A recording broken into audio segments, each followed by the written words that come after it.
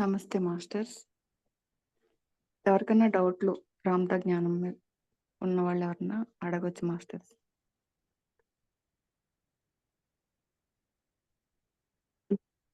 Class అంటే class ఏం కాదండి. ఏమైనా డౌట్స్ ఉన్నాయి. డౌట్స్ అడుగుతారు అని చెప్పారు కుమారి గారు.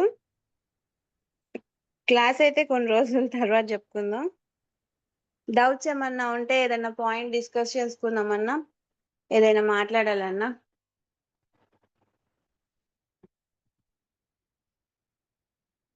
అంటే మేము ఏమన్నా చెప్తే మేము కొత్తగా జాయిన్ అయ్యాం కదమ్మా. ఏమన్నా ఏమన్నా చెప్తే దాన్ని బట్టి డౌట్స్ ఉంటే క్లియర్ చేస్తారని అనుకున్నాము. స్టార్టింగ్ డౌట్స్ ఏముంటాయి చెప్పండి. మాది కుమారి గారు డౌట్స్ ఉన్నాయండి చెప్తారా అంటే ఓకే అండి చెప్తా అన్నాను. డౌట్స్ ఎవరికైనా ఉంటే చెప్పుకుందాం, లేదంటే మీ క్లాస్ మీరు కంటిన్యూ చేసుకుందరు. Okay okay masters. నుదుటి మీద ఫోకస్ ఎలా పెట్టాలో చెప్పండి వీళ్ళకి. క్యాండిల్ ఫోకస్ గురించి కానీ క్యాండిల్ ఫోకసా? ఎలా చేసుకోవాలో చెప్పండి పని.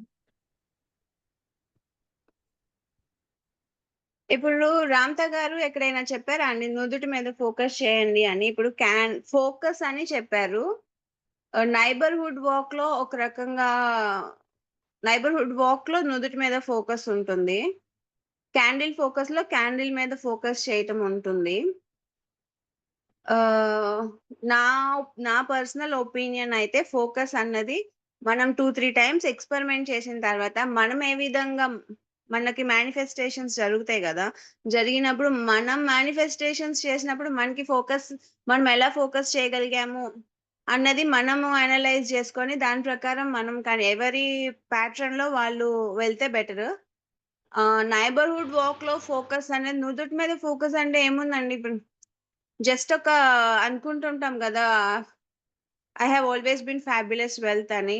ఆ లెటర్స్ మనకి కనిపిస్తా ఉండాలి. అంటే 1, 2, 3 టైమ్స్ మనం I have always been fabulous wealth neighbourhood walk లో. నాకు తెలిసినంత వరకు, నాకు గుర్తున్నంత వరకు, నాకు 2 years గ్యాప్ వచ్చింది కొంచెం. నాకు గుర్తున్నంత వరకు రామ్తా గారు చెప్పింది కార్డ్ ఫోకస్, నైబర్హుడ్ వాక్ లో ఫోకస్, వీటిల్లోనే. వాటిల్లో ఫోకస్ ఎలా చేస్తాము? నైబర్హుడ్ వాక్ లో అయితే 3 టైమ్స్ చేస్తాము.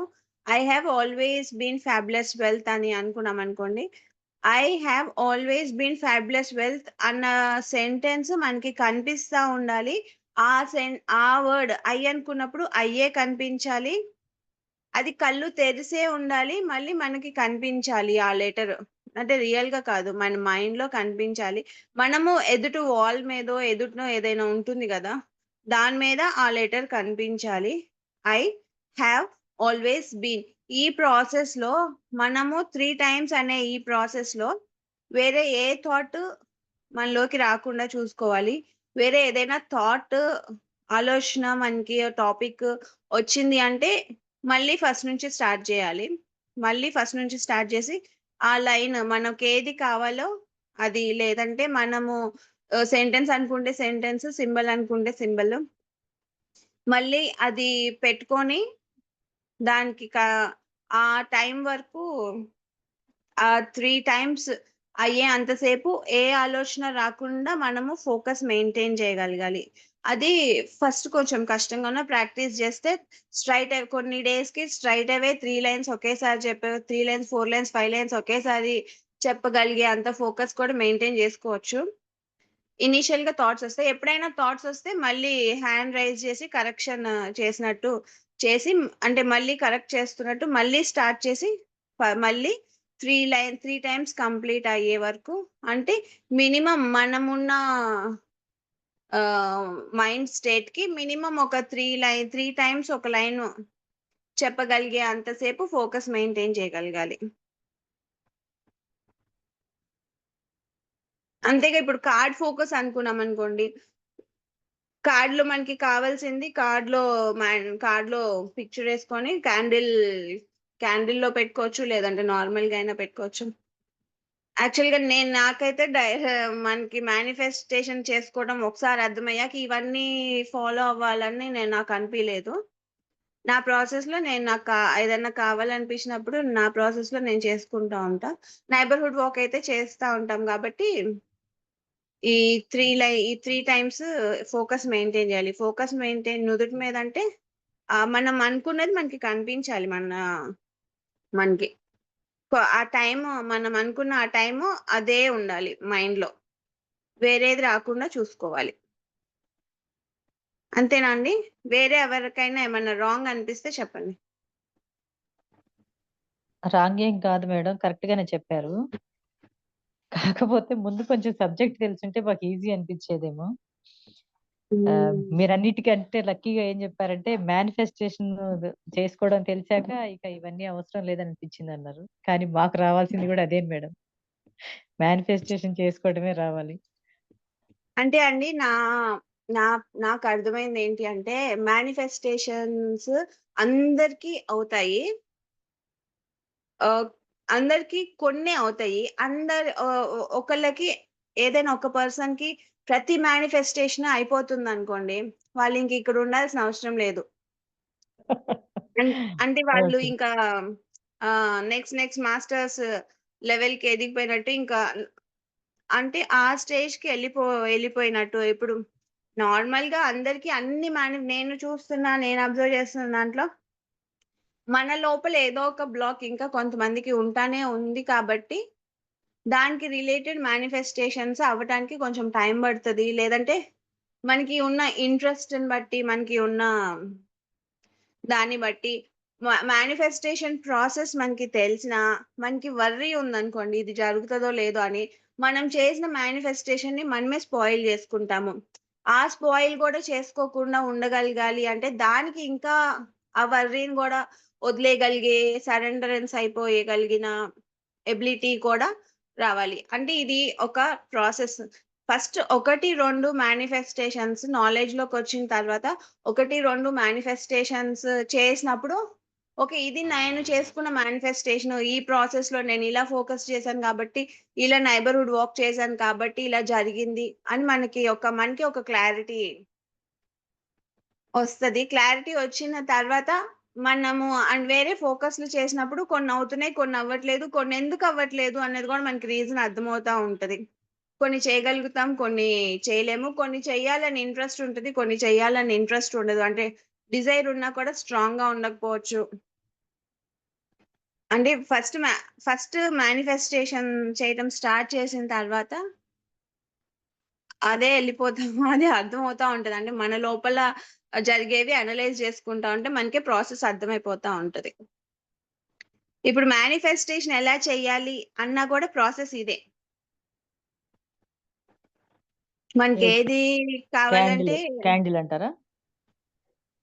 డౌట్ ఉండకూడదమ్మా ఫస్ట్. ఇది జరుగుతుందా? జరగదా అని. ఆహా! క్యాండిల్ అన్నది నాకు అర్థమైనంత వరకు క్యాండిల్ ఫోకస్ అన్నది ఏంటి అంటే, మనము అదొక డిసిప్లిన్. ఎందుకు ఆ డిసిప్లిన్ క్యాండిల్ ఫోకస్ అన్నది ఎందుకు ఆ డిసిప్లిన్ అంటే, మనకి ఫోకస్ చేయగలిగిన ఎబిలిటీ పెంచేందుకు క్యాండిల్ ఫోకస్. అందుకని ఫస్ట్ మనం క్యాండిల్ ఫోకస్ చేసి, ఆ వెంటనే కార్డో క్యాండిల్ ఫోకస్ తర్వాత క్యాండిల్ ఫోకస్ తర్వాత నైబర్‌హుడ్ వాకో అలా చేసుకుంటాం. ఎందుకు అంటే అది క్యాండిల్ ఫోకస్ అన్నది ఫోకస్ ఎక్కువ సేపు మనము చేయగలిగేలాగా ట్రైనింగ్. ఫోకస్ చేస్తే మేనిఫెస్టేషన్ అవుతది.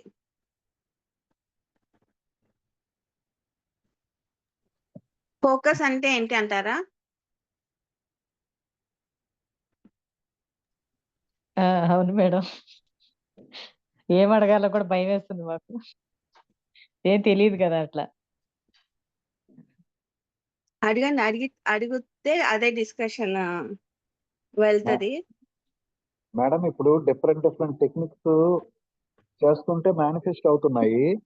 తర్వాతను జ్ఞానంలో ఉన్నంత వరకు సాక్షిభూతంగా ఉండగలుగుతున్నాం. అప్పుడప్పుడు ఔట్ ఆఫ్ నాలెడ్జ్‌లోకి వచ్చినప్పుడు మళ్ళీ ఈ యాంగర్ గాని, ఈ ఇవి గాని, జెలస్ గాని ఒక్కసారి బయట పడిపోతున్నాయి మేడం. ఆటిని ఎలా ఓవర్‌కమ్ చేయాలి? అంతే అండి. అంటే నాకైనా అంతే. నేను గూడా అదే స్టేజ్‌లో ఉన్నాను.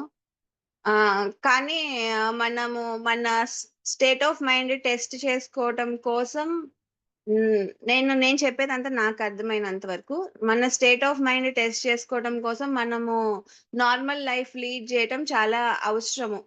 ఇప్పుడు వెళ్ళి యోగులతో, హిమాలయాలతో లేదంటే అంతా హై నాలెడ్జ్డ్ అంటే ఆల్రెడీ ఎవాల్వ్డ్ పర్సన్స్‌తో మనము ఉంటా ఉంటే అక్కడ మన పర్సనాలిటీకి, మన వ్యక్తిత్వము ఎంతుంది, మనము ఎట్లున్నాము, మనము కింద పడుతున్నామా లేదా, ఇవి అన్నీ మనకి తెలియవు.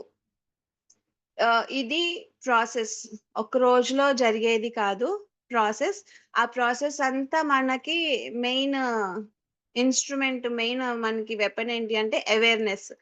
సో, మన లోపల ఏం జరుగుతుంది అన్న అవేర్‌నెస్‌తో మనము ఉంటా ఉంటే ఓకే. ఇప్పుడు మనము వ్యక్తిత్వం అంటే పర్సనాలిటీకి లోనయ్యాము.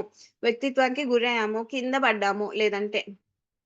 సో, ఈసారి ఇంకొంచెం అవేర్‌నెస్‌తో ఎట్లా ఉండాలి? లేదంటే ఇప్పుడు ఎట్లా అంటే ఇప్పుడు మనకే జెలస్ వచ్చిందనుకోండి. జెలస్ అన్న ఒక ఫీలింగ్ ఉంటుంది కదా లోపల.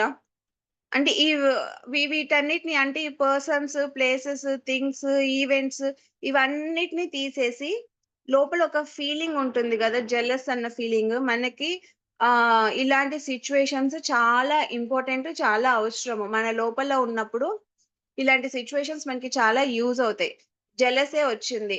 వచ్చినప్పుడు 2 వేస్‌లోకెళ్ళొచ్చు. అసలు అనలైజ్ చేసుకుంటే మనకి ఎందుకు జెలస్ వచ్చింది అని అనలైజ్ చేసుకొని, నాలెడ్జ్ చెప్పుకొని మనము అలా వెళ్ళొచ్చు. లేదంటే అసలు ఇంతకంటే ఈజీ మెథడ్ ఫోకస్.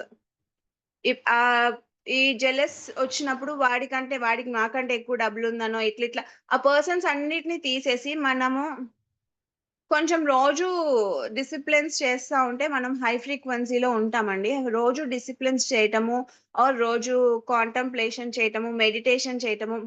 అంటే రామ్‌తడ్ కమ్ ఔట్ ఆఫ్ మెడిటేషన్ అని అన్నారు కానీ స్టార్టింగ్‌లో వాళ్ళకి నా అభిప్రాయం అయితే మెడిటేషన్ కూడా చాలా యూజ్ అవుతుంది స్టార్టింగ్‌లో ఉన్నప్పుడు. నెక్స్ట్ లెవెల్‌కి వెళ్ళాలి అంటే డిసిప్లిన్స్ ఇంకా. సో, రోజు మనం అలా చేస్తా ఉంటే మనకొక సఫిషియంట్ అంటే ఇప్పుడు చెప్తున్నారు గదా! ఒక వారియర్‌గా ఉండేందుకు మనకొక ఎనర్జీ ఉంటుంది. లేదంటే మనం కంప్లీట్ అవేర్‌నెస్ కోల్పోయి మనము అసలు ఇలా బిహేవ్ చేస్తున్నామనేది కూడా మనము గుర్తించకుండా అందులోనే ఉండిపోతా ఉంటాము. సో, మనము ఒక ఫుల్ ఎనర్జీతో మనము ఉంటే గనక మనకొక అవేర్‌నెస్ ఉంటుంది. ఉన్నప్పుడు ఆహ్, ఎమోషన్స్ ఉంటాయి గదా!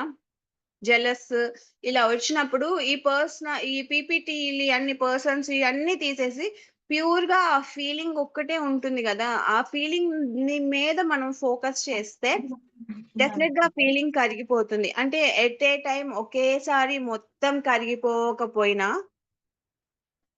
స్లోగా ఇలా ఒక 10 టైమ్స్ మనము 10 టైమ్స్ 10 సిట్యుయేషన్స్‌లో మనకి జెలసీ అనిపించినప్పుడు మనం 10 టైమ్స్ ఇది ప్రాక్టీస్ చేస్తే 10థ్ టైమ్‌కి, 11థ్ టైమ్‌కి మన జెలసీ ఫ్రీ అవ్వచ్చు. దాన్ని ఎలా ఫోకస్ చేయాలి? జెలసీ మీద ఎలా ఫోకస్ చేయాలి అంటే, ఇది బాగా ఇన్నర్ కాన్సెప్ట్. మరి స్టార్టర్స్ అయినా, ఫ్రెషర్స్ అయినా, డెప్త్‌లో ఉన్న ఎవరికైనా అర్థమవుతది. అర్థం చేసుకుంటే. నా నా నేను ఎన్ని సార్లు చెప్పినా ఇదే చెప్తున్నా. ఇదే మెయిన్ టాపిక్ స్పిరిచువాలిటీలో main first topic, end topic ఇదే. ఫోకస్ చేయటము. ఎమోషన్స్ మీద ఫోకస్ చేయటము. ఆ జెలసీ అని అనిపించిన దాన్ని ప్యూర్‌గా మనం ఇన్నర్‌లోకి వెళ్ళాలి. ఇన్నర్‌లోకి ఎలా వెళ్తాము అంటే మనకి ఎనర్జీ ఉండి సఫిషియెంట్‌గా అవేర్‌నెస్ ఉంటేనే మనము ఇన్నర్‌లోకెళ్ళగలుగుతాం. ఎళ్ళినప్పుడు అంటే ఇప్పుడు ఈ మనిషి ఇట్లన్నారు అన్నవన్నీ తీసేసి, ఆ ఎమోషన్, ఆ ఫీలింగ్‌ని మాత్రమే చూస్తా ఉండాలి. ఆ ఫీలింగ్‌ని మాత్రమే ఫేస్ చేస్తా ఉండాలి. ఇది ఒక్కసారి ఎక్స్‌పీరియన్స్ అయితే అర్థమవుతుంది. ట్రై చేస్తే అర్థమవుతుంది. స్లోగా ఇవి గుర్తుపెట్టుకొని ఇది ఇది ఆ మైండ్‌లో పెట్టుకొని ఆలోచనలు